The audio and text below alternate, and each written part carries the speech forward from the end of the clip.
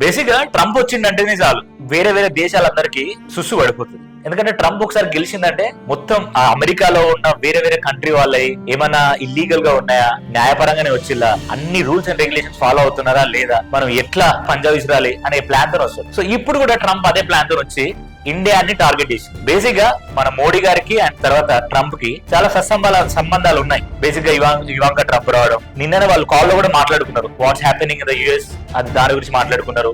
And ఇక్కడ నుంచి India నుంచి మైగ్రేట్ అయిన పీపుల్ యుఎస్ కి వెళ్ళి అక్కడ జాబ్ చేసే వాళ్ళు, చదువుకునే వాళ్ళు ఏం చేస్తున్నారు, ఏం చేస్తే బాగుంటది. ఇప్పుడు ఏదైతే ట్రంప్ తీసుకున్న నిర్ణయం ఉందో ఇల్లీగల్ గా మైగ్రేట్ వచ్చిన వాళ్ళని గో బ్యాక్ ఇండియా అనే హ్యాష్ ట్యాగ్ కూడా వైరల్ అవుతుంది.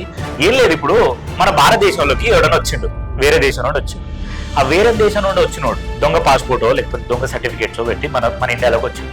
ఆడు దొరికింది అనుకోండి, మన దేశంలో ఉండనియం కదా. సో అదే ట్రంప్ తీసుకున్న నిర్ణయం కూడా. సో మన దగ్గర నుండి యూఎస్కి వెళ్ళిన వాళ్ళు చాలా మంది మా ఫ్రెండ్స్ కూడా ఉన్నారు. కొంచెం ఎర్న్ చేసుకొని ఇక్కడికి వచ్చి బిజినెస్ పెట్టాలనే స్ట్రాటజీ ప్రతి ఒక్కరికి ఉంటుంది. అండ్ కొంతమంది చదువుకోవడానికి కూడా వెళ్తా ఉంటారు. సో ఇట్లా ఫేక్ గా పోయిన వాళ్ళు ఎవరైతే ఉన్నారో వాళ్ళందరినీ గో బ్యాక్ టు ఇండియా అనే దాంతో అసలు దీంట్లో ఎలాంటి ఆబ్జెక్షన్ లేదు, ఎలాంటి వెనుగడేయడం లేదు, ఖచ్చితంగా వెళ్ళిపోవాల్సిందే అనే మాట మీద ట్రంప్ ఖచ్చితంగా ఉండబోతున్నాడు.